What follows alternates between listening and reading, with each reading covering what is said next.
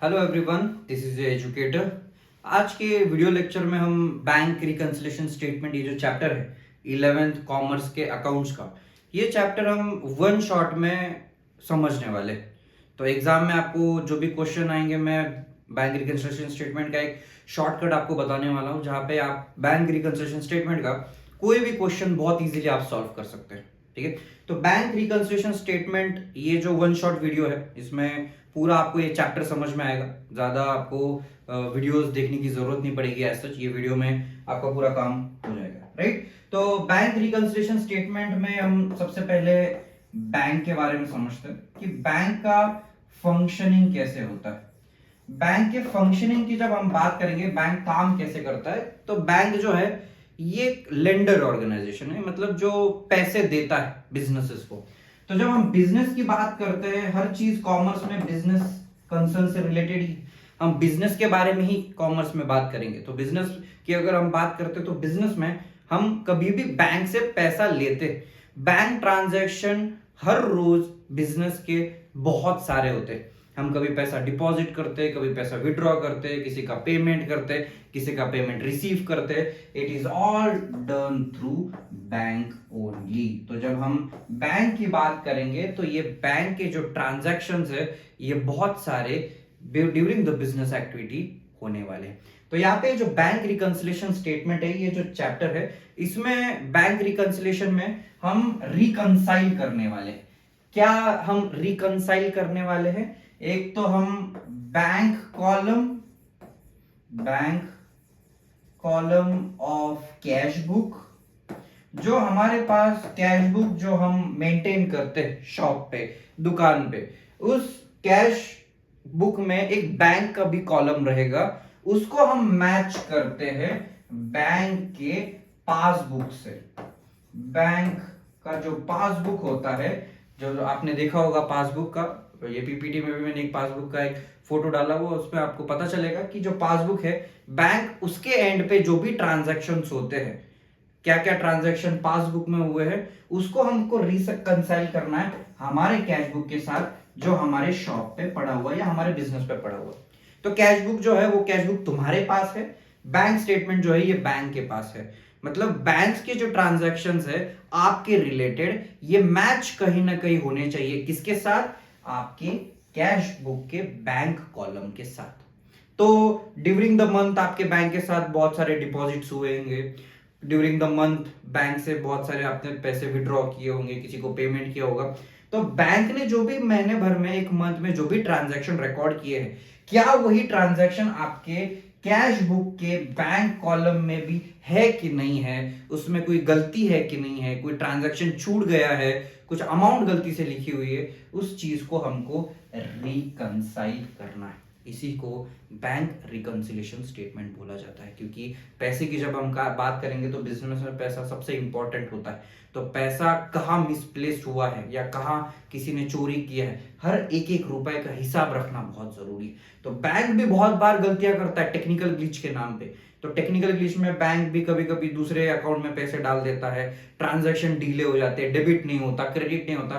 तो ये गलती को संभालने के लिए, ये गलती को ओवरकम करने के लिए हम बैंक रिकंसिलिएशन स्टेटमेंट करते हैं। तो बैंक रिकंसिलिएशन स्टेटमेंट बड़े बड़े कंपनीज करते हैं, और यही बैंक रिकंसिलिएशन स्टेटमेंट आपको ये 11th स्टैंडर्ड में सिखाया जा रहा है, राइट। तो ये जो बैंक रिकंसिलिएशन स्टेटमेंट है, उसका समरी तो पता चल गया कि क्यों हम बैंक रिकंसिलिएशन स्टेटमेंट बना रहे हैं, पैसे का हिसाब रखने के लिए। जो बैंक के पास स्टेटमेंट है, वो स्टेटमेंट अपने को अपने कैश बुक के बैंक कॉलम के साथ उसको मैच करना है। तो अगर हम बैंक के फंक्शनिंग की बात करें, तो सबसे पहले बैंक का जो फंक्शनिंग है, तो बैंक में काम कैसे होता है। बैंक में आप कभी भी जाएंगे, तो बैंक में आप दो टाइप के अकाउंट खोल सकते हैं।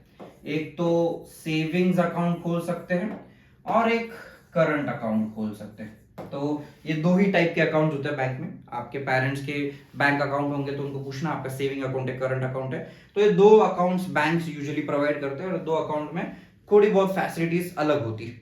तो पहले अगर हम सेविंग्स अकाउंट की बात करेंगे, तो सेविंग्स अकाउंट ऐसा अकाउंट होता है, ये सैलरीड लोग जो होते हैं, सैलरीड, जिनकी सैलरी आती है, जो 9 to 5 जॉब करते हैं, एक अच्छा लमसम पैसा उनको मंथली मिलता रहता है, जिससे वो दो टाइम का अपना गुजारा चलाते हैं। ये सैलरीड लोगों के लिए सेविंग्स अकाउंट होता है। वो पैसा अपना एक बैंक में रख के मंथली कुछ ना कुछ अपने खर्चे के हिसाब से पैसा विड्रॉ करते रहते हैं, वापस उनकी अगले महीने की सैलरी आती है, इसको सेविंग्स अकाउंट बोला जाता है, राइट। तो जो जितने भी सैलरीड लोग हैं उनके लिए सेविंग्स अकाउंट है, राइट।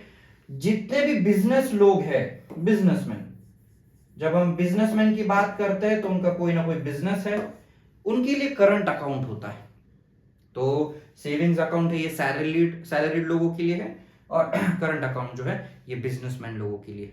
तो यहाँ पे अकाउंट के हिसाब से कुछ प्रिविलेजेस बैंक या कोई फैसिलिटी बैंक प्रोवाइड करती है उनके ये अलग अलग कस्टमर्स के लिए। तो बैंक जो है सेविंग्स, इस पे आपको इंटरेस्ट देती है। इंटरेस्ट मतलब आपने फॉर एग्जांपल बैंक में आपकी 1 लाख रुपए सैलरी है, तो 1 लाख रुपए अमाउंट आपने बैंक में रखा है, तो 1 लाख रुपए के ऊपर बैंक आपको इंटरेस्ट देती है कि आपने आपका पैसा हमारे बैंक में रखा, तो इतने टाइम तक आपका पैसा हमारे बैंक में पड़ा हुआ था, इसलिए आपको कुछ एक्स्ट्रा पैसे दिए जाते हैं, इंटरेस्ट दिया जाता है, वो आपका इनकम होता है। जो इंटरेस्ट है यहाँ पे सेविंग्स अकाउंट में दिया जाता है, वही इंटरेस्ट करंट अकाउंट पे नहीं दिया जाता। क्यों नहीं दिया जाता करंट अकाउंट पे इंटरेस्ट? इसीलिए नहीं दिया जाता क्योंकि जब आप बिजनेस करते हैं तो बिजनेस में पैसा स्टेबल नहीं रहता। आप बिजनेस जब करेंगे तो बैंक से एक दिन में आपके 100 ट्रांजैक्शन हो सकते हैं, 200 ट्रांजैक्शन हो सकते हैं, बट सेविंग्स अकाउंट में ज्यादा ट्रांजैक्शंस नहीं होते, तो वो पैसा बैंक में पड़ा रहता है, बैंक वो पैसा यूज करती है, इसलिए वो इंटरेस्ट भी देती है। बट करंट अकाउंट पे बैंक के पास वो पैसा एक जगह पे नहीं रहता, क्योंकि बिजनेसमैन जो है वो हमेशा पैसे का उसका ट्रांजैक्शन चलता रहता है, तो उसके अकाउंट में ज्यादा टाइम तक पैसा नहीं रहता, तो इसीलिए उसको यहाँ पे इंटरेस्ट नहीं मिलता। और एक इंपॉर्टेंट बात जब हम करेंगे सेविंग्स अकाउंट करंट अकाउंट में, तो करंट अकाउंट पे एक बहुत अच्छी फैसिलिटी मिलती है जिसको हम ओवरड्राफ्ट फैसिलिटी बोलते हैं। ओवरड्राफ्ट फैसिलिटी मतलब क्या होता है उसको हम समझते हैं। ये ओवरड्राफ्ट फैसिलिटी बस करंट अकाउंट पे मिलेगी, आपको ओवरड्राफ्ट फैसिलिटी सेविंग्स अकाउंट में नहीं मिलती। अभी ओवरड्राफ्ट होता क्या है? फॉर एग्जांपल आपका करंट अकाउंट है और करंट अकाउंट में आपका बैलेंस 0 हो गया है, एक भी पैसा आपके अकाउंट में नहीं, बट फिर भी जो भी अगर किसी बैंक के बहुत पुराने कस्टमर है तो बैंक आपको 10,000 रुपीज का एक्स्ट्रा पैसा प्रोवाइड करती है। जहां पे अगर आपके बैंक अकाउंट में 0 रुपीज है तो आप 10,000 रुपए एक्स्ट्रा बैंक अकाउंट में से निकाल सकते हैं। ये टेम्पररी लोन होता है जो bank overdraft facility current account holders को यहाँ पे प्रोवाइड करता है। तो ये एक बेनिफिट करंट अकाउंट होल्डर को मिलता है, क्योंकि बिजनेसमैन है उसको पैसा लगता ही रहता है सर, तो पैसे की थोड़ा सा वर्किंग कैपिटल उनका होना चाहिए, इसलिए बैंक जो है यहाँ पे ओवरड्राफ्ट फैसिलिटी उनको प्रोवाइड करता है। तो यहाँ पे 2 टाइप के अकाउंट होते हैं, एक सेविंग अकाउंट होता है, एक करंट अकाउंट होता है। करंट अकाउंट पे ही ओवरड्राफ्ट फैसिलिटी मिलती है। तो ये एक बेसिक अंडरस्टैंडिंग है कि बैंक काम करता कैसा है। उसके साथ साथ बैंक को आप कुछ स्पेसिफिक इंस्ट्रक्शंस भी दे सकते हैं। फॉर एग्जांपल आपको लग रहा है कि हर महीने मुझे इलेक्ट्रिसिटी का बिल आता है, तो आप सीधा बैंक को बोल सकते हैं कि मेरा हर महीने इलेक्ट्रिसिटी का बिल आता है 1,000 रुपीज, तो महीने के 10 तारीख को 20 तारीख को मेरा ये इलेक्ट्रिसिटी का पेमेंट जो है वो ऑटो डेबिट होना चाहिए, ऑटोमेटिकली मेरे बैंक अकाउंट से जाना चाहिए, बैंक तुम्हारे बिहाफ पे हर महीने वो पे कर देता है। सेम वे इलेक्ट्रिसिटी चार्जेस के बाद आपके जितने भी ईएमआई होते हैं बैंक को आप इंस्ट्रक्शन दे दो, कर देता है। तो बैंक आपके कहने पे ये सारी जो स्टैंडिंग इंस्ट्रक्शंस वाली जो फैसिलिटी है वो प्रोवाइड करता है।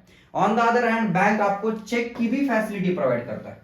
आपको ये क्वेश्चन में जो चैप्टर के आप क्वेश्चंस करेंगे इसमें चेक के भी बहुत सारे क्वेश्चंस होने वाले हैं। तो उसमें चेक 2 टाइप के होते हैं, एक बेयरर चेक होता है और एक क्रॉस चेक होता है। बेयरर चेक, क्रॉस चेक, ये 2 अलग अलग चेक्स होते हैं। इनको समझते हैं क्या होता है। चेक को आपको पता ही होगा, चेक क्या होता है। बेसिकली एक ऐसा कागज का टुकड़ा होता है जिसके ऊपर आप सिग्नेचर करते हैं, सो एंड सो आदमी का नाम लिखते हैं, उसके ऊपर अमाउंट लिखते हैं कि 10,000 मुझे सो एंड सो आदमी को पे करने, और वो चेक आपके बैंक अकाउंट में से पैसा वो दूसरे जिसका नाम इसके ऊपर लिखा हुआ है उसके अकाउंट में चले जाते हैं, राइट। इसको हम चेक बोलते हैं। तो चेक साइन किया जाता है। बहुत सारे मूवीज में आपने देखा होगा कि जो बड़े बड़े एक्टर्स विलन्स होते हैं वो साइन करके ऐसा ही चेक फेंकते हैं कि जितना अमाउंट भरना है भर लो, पैसा ले लो, ये इसको हम चेक बोलते हैं। तो चेक जो है ये 2 टाइप के चेक्स होते हैं। तो चेक की अगर हम बात करेंगे तो सबसे पहले बेयरर चेक। बेयरर चेक मतलब एक ऐसा चेक होता है जिसके ऊपर किसी भी आदमी का नाम नहीं होता। तो फॉर एग्जाम्पल बेरर चेक अगर मुझे मिला है तो ये बेरर चेक मेरे से अगर गुम हो जाता है, मैं कहीं भूल जाता हूं मेरा चेक, वो किसी आदमी को मिलता है, तो वो उसके अकाउंट में पैसा ट्रांसफर करा सकता है क्योंकि उसके ऊपर किसी का नाम नहीं लिखा हुआ है। बट क्रॉस चेक की हम बात करेंगे तो क्रॉस चेक ऐसा चेक होता है जिसका ऊपर ये चेक पे ये क्रॉस किए होते हैं और जिसका नाम यहाँ पे लिखा होता है उसी के अकाउंट में ये ट्रांसफर होते हैं।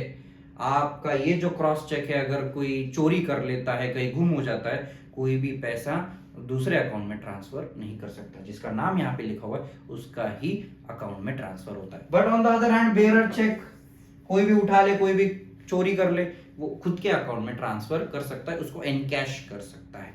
तो यहाँ पे दो टाइप के चेक हमने डिस्कस किए, ठीक है। तो बैंक रिकंसिलिएशन स्टेटमेंट में ये बेसिक बैंक की कुछ चीजें होती है जिसको हमने समझा कि बैंक क्या करता है। तो ये बैंक का स्पेसिफिक पासबुक होता है, बैंक आपको ये ऐसा पासबुक प्रोवाइड करता है, ठीक है। तो ये पासबुक में आपके सारे डिटेल्स होते हैं, आपका नाम, एड्रेस, आपका बैंक नंबर, आईएफएससी नंबर, फिर उसके बाद बैंक में आपके कितने ट्रांजैक्शंस हो गए, उसमें ये बुक के पीछे आपकी जगह होती है, बैंक उसके डेबिट क्रेडिट की सारी चीजें लिख के देता है। तो ये ऐसा स्पेसिफिक बैंक का पासबुक होता है।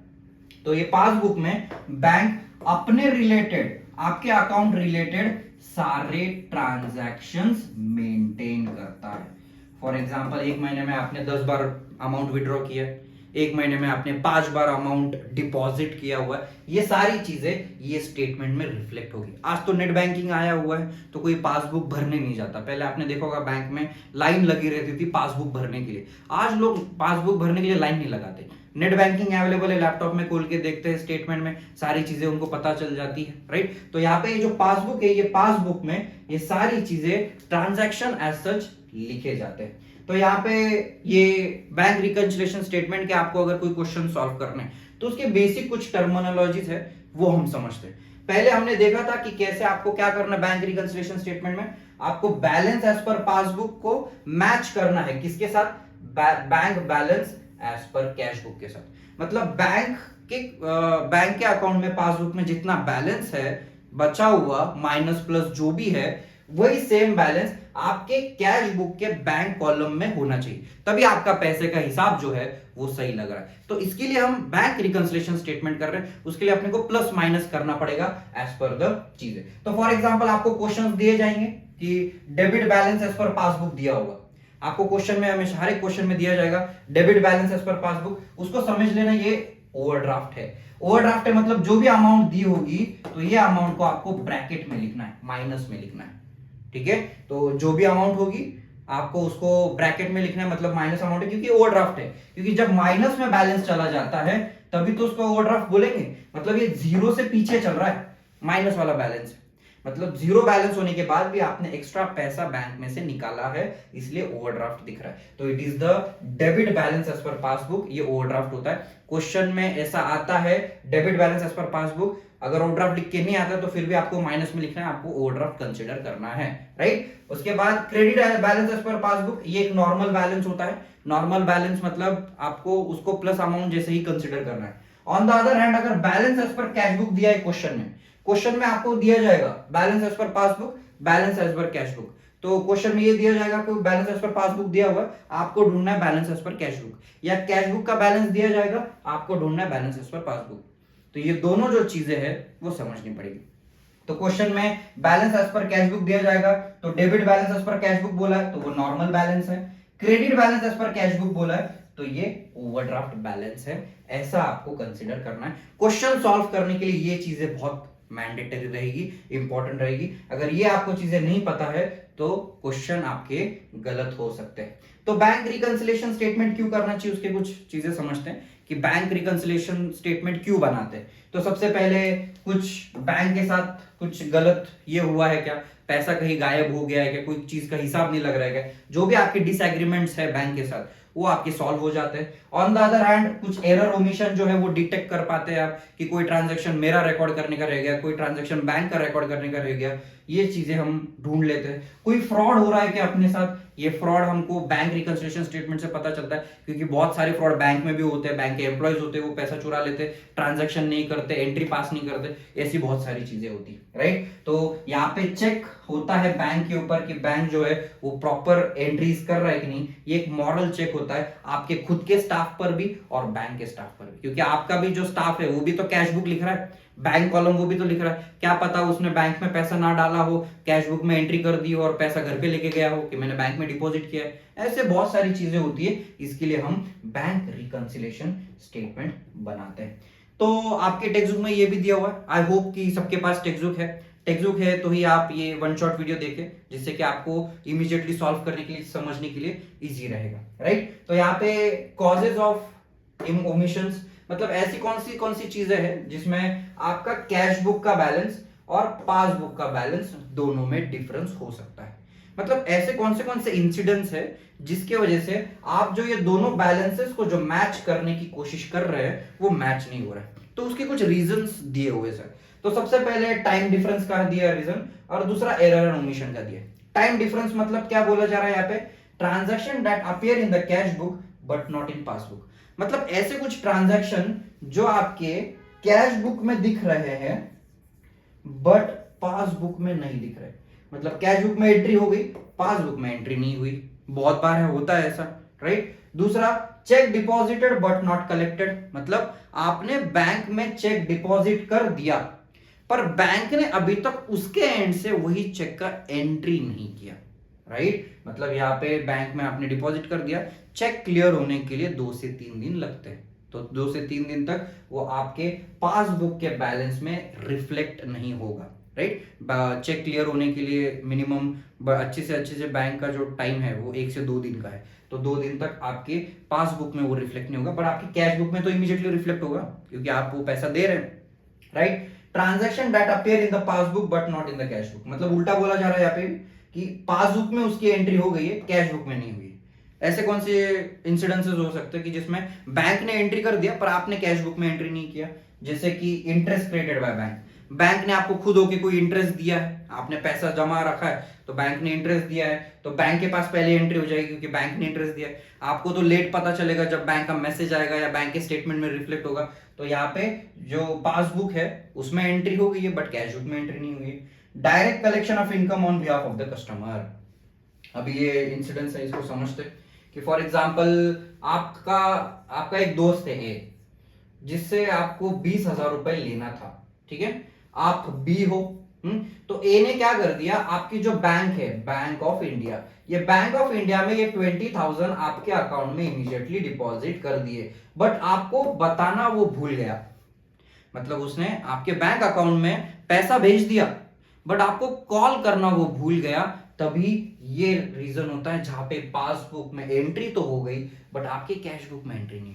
आपके कैश बुक में एंट्री कब होगी, जब आपको फोन करके बताया कि मैंने तेरे अकाउंट में सो एंड सो पैसे भर दिए, तब आप जाके कैश बुक में एंट्री करोगे। तो यहाँ पे कैश बुक में एंट्री तो नहीं हुआ है पर बैंक अकाउंट में एंट्री तो इमीडिएटली हो गया है। दूसरा, direct payment of expenses bye the bank. जैसे आप बैंक को बहुत सारे स्टैंडिंग इंस्ट्रक्शंस देते हो कि इलेक्ट्रिसिटी बिल पे कर दो, मेरे ईएमआई पे कर दो। अभी आपके इतने सारे ईएमआई होंगे तो आपको किसी ईएमआई का डेट पता नहीं होगा, पर बैंक ने तो टाइम टू टाइम सारे ईएमआई का पेमेंट तो कर दिया ना, तो बैंक के तरफ से एंट्री तो हो गई पर आपकी कैश बुक की एंट्री यहाँ पे नहीं होगी। तो यहाँ पे एक टाइम डिफरेंस है जहां पे आपको बैंक में पासबुक में एंट्रीज तो देखने को मिलेगी बट यहाँ पे कैश बुक में एंट्रीज नहीं देखने को मिलेगी, राइट। फिर same bank charges, interest on overdraft, commission charge by the bank में एंट्री होगी, कैश बुक में एंट्री आपको बाद में पता चलेगा। डिसऑनर ऑफ द चेक, ये एक इंपॉर्टेंट कंसेप्ट है। फॉर एग्जांपल होता क्या है कि बहुत सारे लोग चेक इशू कर देते हैं साइन करके शान से, और उनके चेक बाउंस हो जाते हैं, मतलब उनके बैंक में उतना बैलेंस नहीं होता वो पेमेंट करने के लिए। तो चेक क्लियर करने के लिए तो मिनिमम 2 से 3 दिन लग रहे, तो 2 से 3 दिन तक पेमेंट आपके बैंक में उतना बैलेंस नहीं है तो चेक बाउंस हो जाता है। तो यहाँ पे क्या बोला गया कि जो चेक है वो डिसऑनर हो गया है या बिल्स ऑफ एक्सचेंज वो डिसऑनर हो गया, बैंक को वो पहले पता चलता है, आपको बाद में पता चलेगा क्योंकि क्लियर तो बैंक के पास हो रहा है ना। तो बैंक को पता चलता है कि आपका चेक में बैंक में अकाउंट में बैलेंस है कि नहीं है, नहीं है तो वो चेक बाउंस हो जाता है और आपको उसकी पेनल्टी भी पे करनी पड़ती है, राइट। फिर उसके बाद amount directly deposit in the bank account, किसी ने आपके अकाउंट में डायरेक्टली पैसा डिपॉजिट कर दिया, तभी भी ये लैग डिफरेंस आता है पासबुक और कैश बुक में। उसके बाद ऐसे कुछ मिस्टेक्स है जो due to error and omission आते हैं। Due to error and omission में recorded on the wrong side, आपने गलत साइड पे एंट्री डेबिट में करनी चाहिए थी, क्रेडिट में एंट्री कर दी, क्रेडिट में करनी चाहिए थी, डेबिट में एंट्री कर दी, उसके वजह से भी एक डिफरेंस आ सकता है। रॉन्ग अमाउंट लिख दिया, आपको 667 लिखना चाहिए तो आपने 776 लिख दिया। ऐसे अमाउंट अकाउंटिंग में ऐसे गलतियां बहुत होती है, मैन्युअली जो गलतियां है अकाउंट की, आप भी बहुत बार फाइनल अकाउंट्स और बाकी सारे टॉपिक सॉल्व करते होंगे, अमाउंट अपने आप गलत हो जाए, एक जीरो ज्यादा हो जाता है तो एक जीरो कम हो जाता है, राइट। फिर उसके बाद रॉन्ग बैलेंसिंग टोटलिंग कर दिया, डबल एंट्री कर दिया, एक ही एंट्री दो बार कर दी तो दो बार डेबिट हो गया, दो एंट्री डबल कर दी तो दो बार क्रेडिट कर दिया, ओमिशन ऑफ ट्रांजैक्शन। ये सारी जो चीजें हैं इसके वजह से आपके बैंक बैलेंस जो पासबुक का है उसमें और कैश बुक के इसमें डिफरेंस देखने को मिलता है। तो ये जो चार्ट है आपके टेक्स्ट बुक में दिया, ये सबसे इंपॉर्टेंट चार्ट है, इसको समझना वर्ड टू वर्ड, इसकी मीनिंग पता होना आपको बहुत जरूरी है। तो बैंक रिकंसिलिएशन स्टेटमेंट के क्वेश्चन करने से पहले ये फॉर्मेट आपको पता होना चाहिए। ये फॉर्मेट जो है ये सबसे इंपॉर्टेंट फॉर्मेट है और बहुत इजी फॉर्मेट है, कोई ज्यादा डिफिकल्ट नहीं। तो इसको सॉल्व करने से पहले आप ऊपर बैंक रिकंसिलिएशन स्टेटमेंट लिखते हैं, राइट। बैंक बैलेंस दिया जाएगा, क्वेश्चन में ही दिया जाएगा कि bank balance as per cash book है या पासबुक है, ओवरड्राफ्ट बैलेंस है या नॉर्मल बैलेंस है, वो दिया जाएगा। तो जो बैलेंस दिया जाएगा वही आपको लिखना है। अगर ओवरड्राफ्ट का बैलेंस है तो आपको ब्रैकेट में लिखना है, मतलब वो माइनस का बैलेंस है, राइट। फिर इसके बाद आपको प्लस और माइनस करना है। तो कौन सी चीजें, कौन से ट्रांजेक्शन को अपन ऐड करेंगे और कौन से ट्रांजेक्शन को अपन माइनस करेंगे, राइट। तो टेक्स्ट बुक में आपको ये ऐसा एक चार्ट दिया होगा कि कौन से चीजों को आपको ऐड करना है, कौन से चीजों को लेस करना है। तो ये सारी चीजों को बचाने के लिए एक बहुत अच्छा ट्रिक, इजी ट्रिक, जिससे आप कोई भी क्वेश्चन बैंक रिकंसिलिएशन स्टेटमेंट का सॉल्व कर सकते हैं, ऐसा मैं ट्रिक आपको ये क्वेश्चन सॉल्व करते करते बताता हूं, राइट। ये जो क्वेश्चन है इलस्ट्रेशन नंबर 3, आई होप सबके पास टेक्स्ट बुक है, पेज नंबर 194, ठीक है। महाराष्ट्र स्टेट बोर्ड बुक का 11 अकाउंट्स, पेज नंबर 194 का क्वेश्चन यहाँ पे मैं सॉल्व कर रहा हूं, राइट। तो इसका सॉल्यूशन भी मैंने यहाँ पे आपको दिया हुआ है, ठीक है। तो यहाँ पे प्लस माइनस कौन सा है वो हम देखेंगे और आगे सॉल्यूशन में चेक करेंगे कि उसको ऐड किया है या लेस किया है, राइट। तो चलो समझते हैं सबसे पहले ट्रांजैक्शन को, राइट। तो इसमें ये क्वेश्चन में दिया है, on 31 March 2019 the cash book of mister Arvind, क्या दिया है, कैश बुक का बैलेंस दिया है मिस्टर अरविंद का, जो कितना है, showed a bank balance of 57,400। मतलब अरविंद के दुकान में जो कैश बुक है उसका जो बैंक कॉलम है वो बैंक कॉलम का बैलेंस 57,400 है। मतलब उसकी खुद की जो किताब है उसमें जो एंट्री वो खुद मैन्युअली कर रहा है उसका बैलेंस 57,400 है। But passbook showed a different balance, मतलब उसका जो बैंक का जो पासबुक है उसका बैलेंस अलग आ रहा है। तो वो टेंशन में है कि मेरा बैलेंस मैच क्यों नहीं हो रहा, मेरा पैसा किसी ने खाया या गायब कर लिया, चोरी कर लिया, वो उसको देखना है। तो on comparing the cash book with the passbook following discrepancies were noted. तो जब उसने कैश बुक पासबुक देखा तो उसको ये पता चला कि इतनी गलतियां मेरे कैश बुक और पासबुक में देखने को मिल रही, ये गलतियां उसकी सॉल्व करके आपको देनी, ठीक है। तो सबसे पहले क्वेश्चन ऐसे आपको सामने आता है, तो जो बैलेंस दिया है वो पहले फॉर्मेट में आपको लिखना है। तो क्या दिया है यहाँ पे, पहले showed cash book of mister Arvind showed bank balance, तो cash book balance as per cash book लिखना है आपको ऊपर 57,400। तो ये बैलेंस लिखने के बाद आपको प्लस माइनस करना है जो डिस्क्रिपेंसीज है। देखो अभी आपको प्लस माइनस कैसे करना है, वन बाय वन एक एक चीज को समझ के चलते हैं। Cheque of 6,350 deposited into bank but was not yet collected by the bank. मतलब चेक जो था 6,350 का, वो चेक आपने बैंक में डिपॉजिट कर दिया पर बैंक ने अभी तक उसको क्लियर नहीं किया, ये डिपॉजिट करके नहीं लिया क्योंकि क्लियरेंस में टाइम लगता है, राइट। तो यहां पे कैश बुक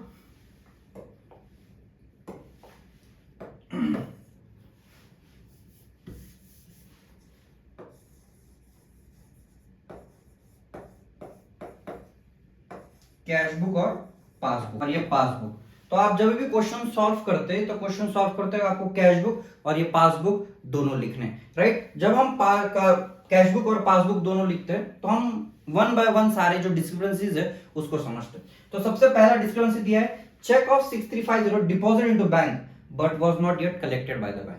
मतलब एक जो चेक हमारे दुकान के ड्रॉवर में पड़ा हुआ था वो हमने निकाला और बैंक में डिपॉजिट कर दिया। मतलब यहां पे क्या हुआ कि कैश बुक में हमने उसकी एंट्री कर दी, तो हमने कैश बुक के बैंक का जो बैलेंस है वो बढ़ा दिया, क्योंकि चेक डिपॉजिट हो रहा है तो बैलेंस बढ़ता है। जो कोई भी चेक आपका बैंक के अकाउंट में डिपॉजिट होगा मतलब आपका बैलेंस बढ़ जाएगा। तो कैश बुक का जो बैलेंस है वो आपका बढ़ा हुआ है, बट पासबुक के बैलेंस में अभी तक एंट्री नहीं हुई, क्योंकि बैंक ने अभी तक वो कलेक्ट नहीं किया, क्योंकि जो चेक होता है ये चेक को क्लियर होने के लिए 2 से 3 दिन का टाइम लगता है। तो यहाँ पे जो पासबुक का जो बैलेंस है वो आपको कम देखने को मिलेगा। तो यहाँ पे ये जो पहला स्टेटमेंट है, पहला डिस्क्रिपेंसी, उसमें क्या पता चल रहा है कि कैश बुक का बैलेंस ज्यादा है, पासबुक का बैलेंस कम है। तो आपको क्वेश्चन में अगर कैश बुक का बैलेंस दिया है 57,400 तो वो आपको कंसीडर लेके चलना है। मतलब कैश बुक का बैलेंस दिया, पासबुक का ढूंढना है, तो आपको यहां से यहां जाना पड़ेगा, राइट। तो मतलब ये ऊपर का कैश बुक का जो बैलेंस है, आपको पासबुक के बैलेंस तक जाना है तो आपको लेस उसको करना पड़ेगा। तो जो पहला डिस्क्रिपेंसी है उसको हम लेस करेंगे। तो यहाँ पे 6350 जो है वो आप अगर आंसर में देखोगे तो 6350 हमने यहाँ पे रिड्यूस किया। Check deposited but not yet collected by the bank 6350। तो ये जो है अमाउंट ये हम लेस करेंगे। यही जो शॉर्टकट जो मैंने अभी सीखा है ये हर एक स्टेटमेंट में आपको यूज करना है। तो सेकंड स्टेटमेंट पढ़ते हैं। Bank paid our electricity bill. Bank जो है, बैंक ने इलेक्ट्रिसिटी बिल पे किया है, तो इलेक्ट्रिसिटी बिल पेमेंट में electricity bill 9,700 which was not recorded in the cash book. वापस लिखते हैं कैश बुक और पासबुक, कैश बुक पासबुक, ये वहां लिखने के बाद bank paid our electricity bill, मतलब बैंक ने आपके बिहाफ पे जो आपने स्टैंडिंग इंस्ट्रक्शन दिए थे कि मेरा जो इलेक्ट्रिसिटी बिल है वो आप पे कर दो 9,700 का, पर हमने कैश बुक में इसकी एंट्री नहीं की। क्यों नहीं की? क्योंकि बैंक ने तो आपके बिहाफ पे डायरेक्ट कर दिया ना, आपको कोई इंटीमेशन नहीं आया, वो इंटीमेशन आपको बाद में मिलेगा। तो यहाँ पे जो पासबुक का जो बैलेंस है, बैंक ने अगर पे कर दिया है तो पासबुक का बैलेंस कम हो गया है, ठीक है, पेमेंट हो गया। अगर पैसे आपके बैंक अकाउंट से बाहर जा रहे हैं, इलेक्ट्रिसिटी बिल का पेमेंट कर रहे हैं, तो आपका बैलेंस कम हो जाएगा पासबुक का, और कैश बुक का बैलेंस आपको ज्यादा दिखेगा। फॉर एग्जांपल अगर इसको हम कैश बुक पकड़ेंगे तो कैश बुक का बैलेंस ज्यादा दिख रहा है, पासबुक का कम दिख रहा है, क्योंकि इलेक्ट्रिसिटी पेमेंट आपने कर दिया। तो आपको कैश बुक का बैलेंस दिया हुआ है, पासबुक का ढूंढना है, तो यहां से हम नीचे आएंगे, तो इसको भी हम क्या करेंगे, लेस करेंगे। तो ये जो दूसरा स्टेटमेंट है इसको भी हम लेस करेंगे। तो देखते हैं इसको आंसर में कि इसको भी सेकंड जो है electricity bill paid by the bank has also been deducted जो है 9,700। तो यही जो सेम फॉर्मूला है, ये सेम फॉर्मूला आपको इसमें यूज करना है, हर एक स्टेटमेंट में, हर एक डिस्क्रिपेंसी में आपको यूज करना है। तीसरे स्टेटमेंट को देखते हैं। Cheque issued to our supplier 15,100 was not presented for payment up to 31st March 2019। आप जो बैंक रिकंसिलिएशन स्टेटमेंट बना रहे हैं उसका डेट भी देखना बहुत जरूरी है। तो अपन थर्ड डिस्क्रिपेंसी को समझते हैं, कैश बुक और पासबुक, ठीक है। ये आपको अगर बीआरएस थोड़ा डिफिकल्ट जा रहा है तो ये सारी चीजें लिखो जिससे आपको इजी पड़े। Cheque issued to our supplier, third statement, हमारा जो सप्लायर था उसको हमने चेक इशू कर दिया 15,000 का, मतलब अपने को जो पैसा देना था 15,100 का, हमने चेक तो उसको दे दिया, पर जो सामने वाला जो सप्लायर है उसने बैंक में डिपॉजिट नहीं किया, मतलब बैंक से वो अमाउंट अभी तक डिडक्ट आपका नहीं हुआ है। मतलब कैश बुक में उसने जब चेक इशू किया है तो कैश बुक का बैलेंस कम हो गया, कितने से, 15,100 से कम हो गया है, बट पासबुक में वो अमाउंट तो डिडक्ट हुआ नहीं है क्योंकि उसने बैंक में प्रेजेंट किया नहीं है। तो ये 15,100 से यहाँ पे अमाउंट ज्यादा दिखेगा। तो आपको कैश का बैलेंस दिया हुआ है तो कैश का बैलेंस कम हो गया है, पासबुक का यहाँ पे बैलेंस ज्यादा है। तो आपको कैश बुक से पासबुक तक जाना है तो मतलब क्या करना पड़ेगा, ऐड करना पड़ेगा। तो मतलब हम नीचे से ऊपर की तरफ आ रहे हैं तो यहाँ पे हम उसको ऐड करेंगे। तो ये जो थर्ड स्टेटमेंट है चेक इशूड 15,100 का, ये ऑब्वियसली आंसर में ऐड किया। देखो, check issued but not deposited और प्रेजेंटेड 15,100। ऐसा ही प्लस माइनस आपको हर एक क्वेश्चन में करना है। तो नेक्स्ट क्वेश्चन समझते हैं। नेक्स्ट वापस डिस्क्रिपेंसी चेक का कर लिया 15,100। Next, interest on investment 8,800 was collected by the bank but was not recorded in the cash book। तो वापस कैश बुक लिखते हैं। नेक्स्ट, पासबुक, हमेशा ध्यान में रखना कौन से आपको हाथ को कौन से हाथ को अप और डाउन करना है। जिसका स्टेटमेंट में जिसका बैलेंस दिया है उसी के बैलेंस को अप या डाउन करना है। हम ये क्वेश्चन में हमेशा कैश बुक का ही बैलेंस को अप और डाउन कर रहे हैं क्योंकि उसका बैलेंस दिया हुआ है, राइट। तो cash book balance, passbook balance, क्या बोला गया यहाँ पे कि इंटरेस्ट ऑन इन्वेस्टमेंट 8800 बैंक ने कलेक्ट किया। मतलब ये बेसिकली अपनी इनकम है, ये इनकम बैंक में कलेक्ट हो गई। जो आपने इन्वेस्टमेंट की थी उसका जो अमाउंट है वो बैंक में ही कलेक्ट हो गया। तो 8800 से यहाँ पे बैलेंस बढ़ गया क्योंकि बैंक में डिपॉजिट हुआ ना पूरा पैसा, तो बैंक में आपका बैलेंस बढ़ गया। पर उसकी एंट्री आपकी अभी तक कैश बुक में नहीं हुई। क्यों? क्योंकि बैंक ने आपको कोई इंटीमेशन नहीं दिया कि आपका सो एंड सो पैसा आया हुआ है, वो मंथ एंड में बाद में पता चलता है। तो यहाँ पे 8800 से आपका बैलेंस कम है। तो यहाँ पे जो आपका कैश बुक का जो बैलेंस है वो कम है 8800 से, पासबुक का बैलेंस ज्यादा है। तो आपको कैश बुक दिया हुआ है, पासबुक पे जाना है तो नीचे से ऊपर तक जाएंगे, मतलब आपको क्या करना पड़ेगा, ऐड करना पड़ेगा। तो यहाँ पे 8800 देखो आंसर में आप देखोगे 8800 ऐड किए होंगे। यहाँ पे 8800 ऐड किया हुआ है। अमाउंट इंटरेस्ट ऑन इन्वेस्टमेंट जो 8800 है उसको हम ऐड कर रहे हैं, राइट। ऐसे ही सारे जो स्टेटमेंट्स है वन बाय वन आपको करने, बहुत इजी है। बैंक रिकंसिलिएशन स्टेटमेंट का ये फॉर्मूला आपको पता चल गया, प्लस माइनस का, ये आपको समझ में आ जाएगा और करेक्ट आ जाएगा। बहुत इजी क्वेश्चन है, आपके हाथ के मार्क्स है, राइट। नेक्स्ट फिफ्थ को समझते हैं। Bank charges 650 was debited in the passbook. तो वापस सेम कैश बुक लिखते हैं और पासबुक लिखते हैं। तो यहाँ पे क्या बोला गया स्टेटमेंट में, बैंक ने 650 के जो चार्जेस थे, बैंक के कुछ चार्जेस होते हैं, तो बैंक आपको जो भी फैसिलिटी देती है वो बैंक अकाउंट में से डायरेक्ट डिडक्ट हो गई। तो पासबुक में एंट्री हो गई, मतलब पासबुक में 650 से बैलेंस कम हो गया क्योंकि डिडक्ट किए ना, माइनस किए पैसे, तो माइनस करेंगे तो बैलेंस 650 से कम हो जाएगा। पर कैश बुक में उसकी एंट्री नहीं की क्योंकि बैंक ने अपने हिसाब से वहां कर दिया, आपको बैलेंस कट किया, वो मंथ एंड में बैंक आपको बताएगी। तो ये 650, यहाँ पे 650 का बैलेंस ज्यादा देखने को मिलेगा।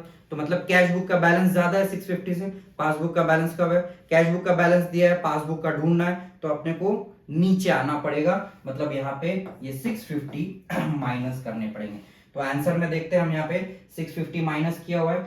यस, 650 जो है यहाँ पे बैंक चार्जेस के हमने डेबिट, पासबुक ओनली 650 माइनस किया हुआ है। तो ये जो क्वेश्चन है ये बहुत इजी क्वेश्चन है, ऐसे ही अपने को सॉल्व करना है। तो लास्ट स्टेटमेंट कर लेते हैं क्वेश्चन का। Mister Tanmay are debtor, debtor मतलब जिससे पैसा लेना है, right, directly deposited 12,000 into the bank account. मतलब वापस इसको समझते हैं, सेम कैश बुक और दूसरा पासबुक। तो हमारा एक डेटर है जिससे अपने को 12,000 रुपए लेना था, तो उसने हमको बिना बोले बैंक अकाउंट में डिपॉजिट कर दिया। कब डिपॉजिट किया? 28 मार्च को किया। तो 31 मार्च तक अपन BRS बना रहे, तो 31 मार्च के पहले सारे जो ट्रांजेक्शन वही कंसिडर करना है। 31 मार्च के बाद के कोई भी ट्रांजेक्शन कंसिडर नहीं करना, ये ध्यान आपको रखना है, राइट। तो को अपना एक डेटर है, उसने 12,000 रुपए अमाउंट डायरेक्ट बैंक में डिपॉजिट कर लिया और अपने को फोन करके नहीं बताया या कोई स्क्रीनशॉट नहीं भेजा कि मैंने सो एंड सो अमाउंट भरा है। तो आपका जो पासबुक का जो बैलेंस है वो 12,000 से ज्यादा दिखेगा क्योंकि डिपॉजिट किया उसने पैसा, आपका बैलेंस बढ़ जाएगा। बट कैश बुक के बैंक कॉलम ने आपने कोई एंट्री नहीं की है तो 12,000 से वो कम दिखेगा। तो आपको कैश बुक का बैलेंस दिया हुआ है वो 12,000 से कम है, पासबुक का बैलेंस 12,000 से ज्यादा है। तो आपको कैश बैलेंस दिया है, पासबुक तक जाना है, मतलब आपको ऐड करना पड़ेगा, मतलब नीचे से ऊपर आना पड़ेगा। तो ये लास्ट का जो स्टेटमेंट है हम उसको ऐड करेंगे, मतलब ये जो 12,000 है ये आपको बैंक रिकंसिलिएशन स्टेटमेंट में ऐड करना है। तो यहाँ पे एडिशन 12,000 का भी पे एडिशन किया हुआ है। तो ये सारे जो प्लस माइनस करने के बाद ये सारे प्लस वालों का एडिशन का टोटल बाहर लाना है। तो इसका टोटल करेंगे तो सारे माइनस वाले माइनस का टोटल करना है। 93,000 में से 16,700 माइनस करना है, 76,600 ये अमाउंट आपका आएगा। और लास्ट में क्या लिखना है? Balance as per passbook. ये अभी आपका एक्चुअल बैंक रिकंसिलिएशन टैली हुआ है, जहां पे बैंक का बैलेंस हमने पासबुक के साथ मैच किया हुआ है। सारे डिस्क्रिपेंसीज जो है, जो डिफिकल्टीज थी वो सॉल्व की। आई होप जो भी मैंने यहाँ पे शॉर्टकट बताया ये हर एक क्वेश्चन में कर सकते हैं। बहुत इजी क्वेश्चन है, आपके हाथ के मार्क्स है। और बाकी जो BRS के जो क्वेश्चन है मैं नेक्स्ट वीडियो में लाऊंगा। अभी के लिए थैंक यू सो मच।